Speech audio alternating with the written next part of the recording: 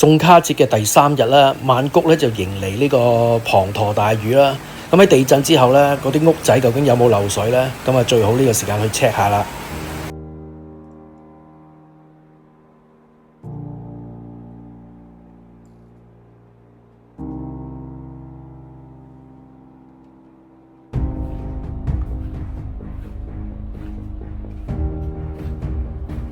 โอ้โหพระเจ้า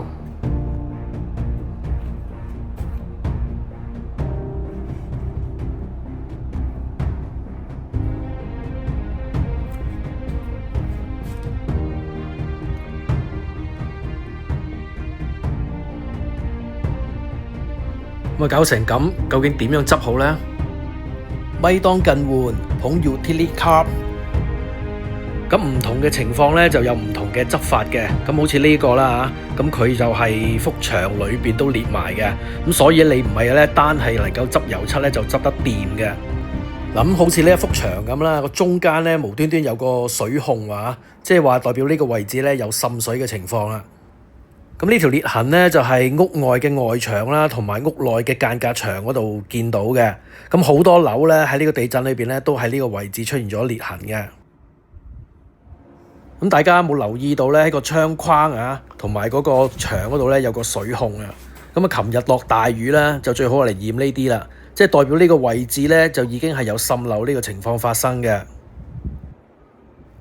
咁啊，講下我點樣去執呢一間屋啦嚇。咁首先係呢條裂縫，呢條裂縫咧唔係話表面油漆裂嘅，咁所以咧我係需要咧係裏邊咧都有啲咁嘅叫修補嘅工作。咁我就先用咗個轉嘴啦，係呢個係2分轉嘴嚟嘅。咁大概咧係轉入去2寸嘅位置。咁點解2寸咧？因為幅牆大概個厚度咧係4寸零5寸嘅。咁呢個位置咧就啱啱係佢嘅中間嚟嘅。咁啊，鋁窗周邊滲水嘅情況咧，我都係轉啲窿入去啊。咁啊，係應該咧，其實做漏水咧就應該喺出邊做嘅。咁但係咧出邊你而家呢個位置係緊窗嚟嘅，手又落唔到嘅。咁所以咧就唯有我要喺裏邊做。咁啊，轉完之後咧，大概情況就係咁樣啦。咁裂痕深啲咧，就大概每4、5寸度咧，我就轉一個窿嘅。咁裂痕淺啲咧，就隔疏少少都冇問題。咁呢個鋁窗滲漏嘅位置咧，我就喺個鋁窗框同個即係牆嗰個邊咧，就轉咗啲窿入去。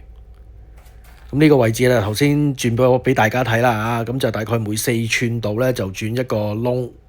咁頭先講牆中間嗰個滲漏位置咧，我就轉咗3個窿入去。咁啊，轉呢啲窿嚟做咩咧？咁其實大家都可能聽過有打針呢一樣嘢㗎。咁啊，但喺泰國呢個地方咧，你究竟揾咩人幫你打針咧？咁退而求其次嘅方法咧，我就選擇用咗泡沫膠嘅。咁呢啲泡沫膠或者係叫膨脹膠啦嚇，咁佢注射咗去裏邊之後咧，佢自己會揾嗰啲窿窿罅罅，自己會走嘅。咁係會填充咗裏邊嗰啲罅啦。咁呢啲膨脹膠咧，咁其實喺大陸就好常用嘅，咁香港比較少用啲啦嚇。咁喺大陸嘅用法咧，多數我係裝門啦，或者係裝鋁窗嘅。咁正確做法咧係要將個罐倒轉嘅，咁但係我單手揸機啦嚇，我就操作唔到啦。咁啊，示範一個少少錯嘅俾大家，咁但係做到就算啦。咁我喺做完之後咧，就喺呢個空鋪咧就見到有呢個西加呢一隻嘅，咁呢隻應該更加好啊。香港好多房樓咧都係呢個牌子做嘅。咁轉完之後咧，個情況就係咁嘅。咁頭先都講啦，嗰啲膨脹膠會自己揾啲窿窿罅罅自己走嘅。咁所以你喺 A 呢個窿轉入去咧，可能喺 B 嘅窿咧會出翻嚟嘅。咁所以咧，你擠呢個膠嗰陣時咧，就冇一次過擠得勁多啦嚇，因為咧你要預佢會膨脹嘅。咁大概咧擠完之後咧，你大概半個鐘至1個鐘度啦嚇，咁你就等佢膨脹啦，會等佢乾啦嚇。咁呢段時間你可以出去食個飯、飲個茶、食個包啦。咁啲膨脹膠乾咗之後咧，咁我哋咧就攞把戒刀咧刮翻平佢。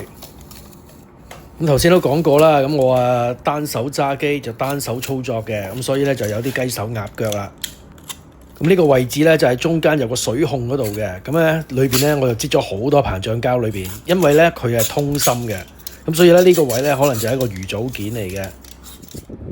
咁刮咗啲膨脹膠之後咧，你會見到啦喺個表面嗰啲罅咧係冇膠喺度嘅，咁呢個咧要另外一個方法去處理嘅。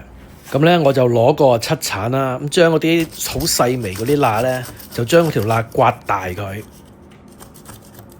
咁刮大啲罅嘅目的咧，我就係要打呢個填縫膠嘅。咁填縫膠咧，我就建議大家用呢隻 TOA 啦，喺泰國好出名嘅。咁咧佢用呢個303呢個 model，咁佢好多隻型號去選擇嘅。咁如果好似呢啲咁嘅罅咧，其實303已經夠用噶啦。咁擠完之後咧，你會見到啦，嗰啲填縫膠咧就會突咗出嚟嘅，好似呢個咁。咁我哋咧就攞個漆鏟啊，就將嗰啲填縫膠咧扼實咗條罅裏邊，同埋刮翻平佢。咁乾咗之後咧，就當然要執翻平整佢啦。咁我攞個漆鏟啊，跟一跟佢。咁咧，如果大家想再做好啲咧，可以選用呢個 TOA 嘅201嘅。咁呢隻咧就原本係做屋頂防漏嘅。咁喺地震咧，呢間公司都出咗一個小冊子教大家點樣去維修嘅。咁咧呢隻咧都係佢建議你大家去用嘅。咁做咗呢行幾十年啦，我哋揀料咧通常都係揀啲靚嘢嚟做嘅。咁呢個世界咧只有人買錯就冇人買錯嘅。咁呢度咧就油漆剝落啦，咁有啲仲係未跌出嚟嘅，咁但係鬆鬆地嘅，咁我哋攞個漆鏟刮翻甩佢啊。咁咧如果你唔做咁樣咧，就咁補上去咧就好容易咧，第日都會甩翻出嚟嘅。咁撲咗呢個位置當然補翻油啦，咁咧就要做好個底嘅。咁香港通常咧就係油光油啦，或者係油絲乸嘅。咁喺泰國呢度咧，你可以用呢個 TOA 啦，呢隻 Hydro Quick 啊。咁你可以當一個底漆啦。咁呢個作用係啲咩嚟嘅咧？就等於好似啲油漆師傅油光油或者絲乸咁啦。咁如果你就咁批啲灰落去咧，啲灰未必咬得實嗰個牆身嘅。咁如果啲灰唔能夠咬實嗰幅牆咧，咁日後啦耐咗可能會一塊塊甩出嚟嘅。咁乾咗之後咧，咁啊仲要做一層嘢嘅。咁我咧就用咗呢隻 TOA 嘅 Super Seal 啊。咁油咗一浸之後咧，等佢乾咗咧就要再補多一浸嘅。咁總共係油2浸。咁啊做工程大家都有人聽過啦，有啲叫偷工減料啦。咁啊師傅講啊，呢啲叫做將貨就價啦。咁點解成日有呢啲嘢發生咧？咁因為客咧就唔識嘅。咁如果你真係好似樣樣做到咁樣咁足嘅話咧，你開嗰個報價咧你就開得貴嘅。咁開得貴咧就多數咧，如果啲客係唔識就單睇價錢啦嚇。咁基本上你就會唔中嘅。咁所以有一樣嘢啊叫做劣幣驅良幣嘅。咁啊，如果係偷工減料咧，一定係偷個底㗎，因為客唔識㗎嘛。咁呢啲係睇唔到㗎嘛。咁如果係偷個面，咁啊客會見到㗎嘛，你係收唔到貨㗎嘛。咁啊到咗第二日啦，咁啊嗰啲底漆咧就乾咗啦，咁就係咁嘅樣嘅。咁啊鋁窗嗰度漏水咧，就應該就係個鋁窗框同嗰個牆身，因為地震咧就震裂咗，咁啊引致嗰個位有滲漏嘅。咁咧我就做防漏咧，就冚咗嗰條罅啦，然後咧再批灰咧就冚埋佢。咁啊做到咁會唔會即係日後唔會再開裂咧？咁都唔係100%㗎。